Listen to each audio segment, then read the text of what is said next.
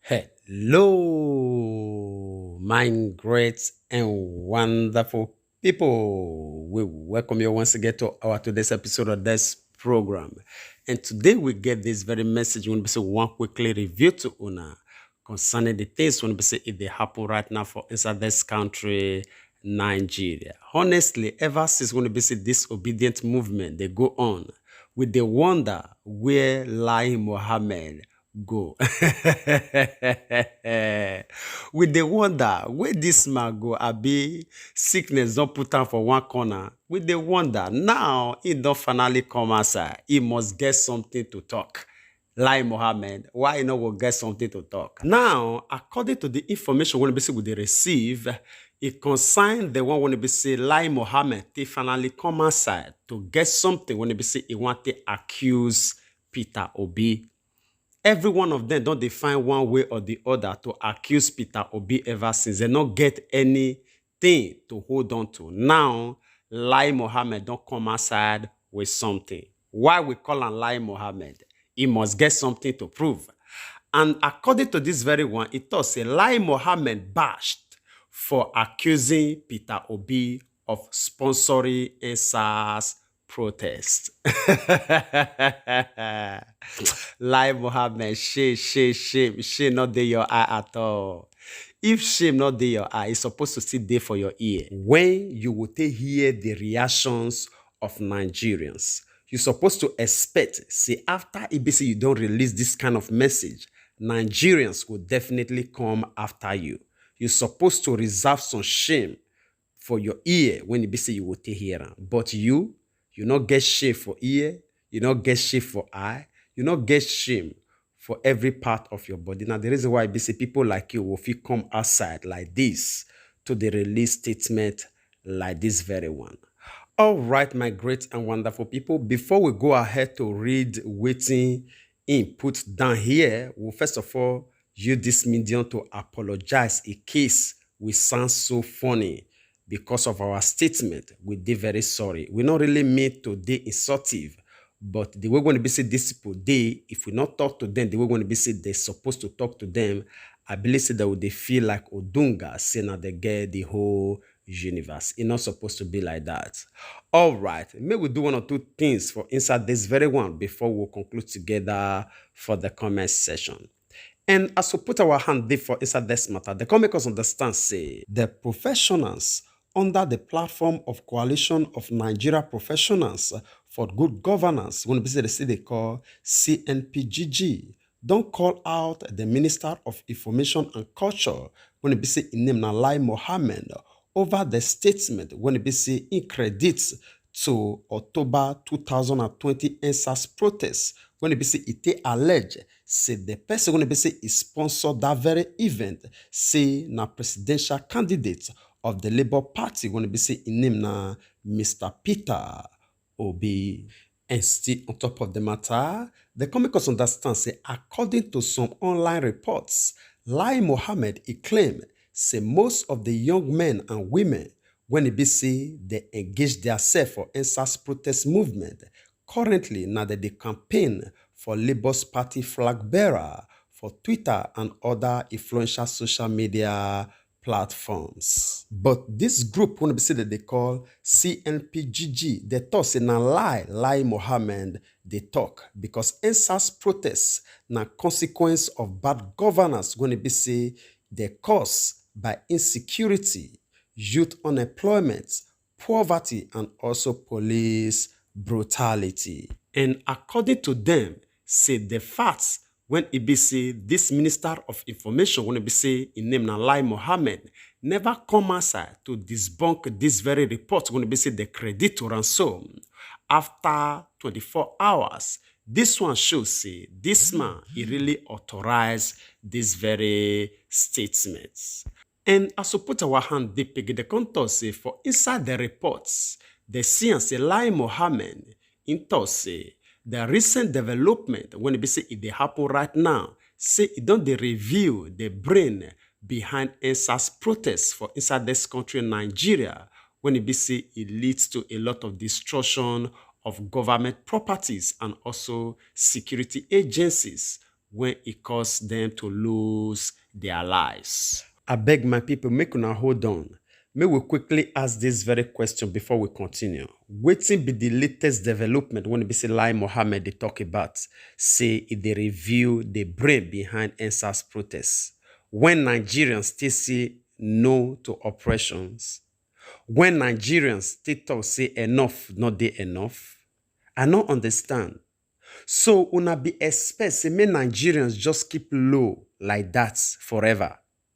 May Nigerians just the dombale they follow una any movement when it be say una make forever. It not fit happen like that. One thing when it be say una fails to understand not pass be say for the fact say Nigerians not they talk anything ever since not me say they not really they tired of the situation. The truth of the matter not pass be say they never really see somebody when it be say they will see as a figure say if we support this man with our strengths, will fail us. Now, the reason why ABC they just keep quiet because all of them are the same. Now, when ABC they don't see that very character, they must rise. Just like what happened during the civil war between Nigeria and Biafra. After that civil war don't go, una believe say Biafra don't end, right? The reason not pass be say not because of say Biafra don't end. The only reason why be say it remains silent now because of say that figure, that energetic figure, when it be say it will feel motivate people, never rise. The time when it be say Nnamdi Kanu, they rise, then the spirit of Biafra revive again. And now when it be say una don't keep on for prisoner, for una mind now say everything don't they calm. It not they calm. Yes, it not they calm. By the time when it be say it will still revive again, I'll see and say the spirits will wake up again. Every Biafrans will still wake up again. So now waiting movement be na it be that. Now waiting vision be na it be that very one. Una no fit kill am. So the reason why be say we dey talk this very word not pass be say waiting they happen for inside Nigeria today. According to Lai Mohammed, when they say Nigerians don't take the chance, I be obedient, I be obedient. Any family when they say you enter now obedience na in the be. Whether you be formerly PDP or APC or any party when they say you be before, automatically this wind or breeze of obedience don't they blow for everywhere. They cancel every ordinances of the old ancient people. Now in make una they believe say na something of Endsars protest. Yes, if it be the same nature, but it not me say na Peter Obi na in dey behind that. Now Nigerians fed dey behind Endsars protests. Now they still dey behind this very movement of obedience because they need change. They don't dey tired of una manipulation. They don't dey tired of una own old cargo ways of feeding una belly and the bellies of una family with the treasury of the nation. We don't get tired of una empty promises. We don't get tired of una use and drop ways of life. We don't get tired of una bondage when it be so una the subject Nigerians and our unborn children too. Now the reason why it be say any slight opportunity when it be say it come our way, we dey try to use them to the best. For the fact say una succeed Endsars protest, not me say yes, una office succeed disobedient movement. This one not be about Peter Obi, na about Nigerians. Not be Peter Obi the campaign, na Nigerians the campaign. Not be Peter Obi they ask any family now to be obedience. Now Nigerians decide not to be obedience. It never still enter una brain. How una want may we take explain to una? And again, during Endsars protests, who tell Nigerians to come outside? Nobody tell Nigerians to come outside. Now situation provoke Nigerians to remain for the streets. And even now, na situation na still provoke Nigerians to be obedience. If una believe say na Peter Obi the engineer disobedience, na where una for the mission be that very one. Not be Peter Obi. Peter Obi come out as a figure, and people see him, Nigerians see and say the character of a true leader they in body. Now the reason why it be say everybody they throw their own weights behind Peter Obi. Even if you go ask Peter Obi now, wetin dey make Nigerians dey support am like that, he himself no go fit explain. Because even from the beginning, he no believe say things go be like this. Yes, na wetin una fail to understand na im be that very one. Una no fit kill vision. This Peter Obi movement or obedient movement na vision when e be say yes, nobody fit quench. All right, my great and wonderful people, we know we'll go beyond this very extent. We'll just leave una make una share una own opinion with us for the comment section.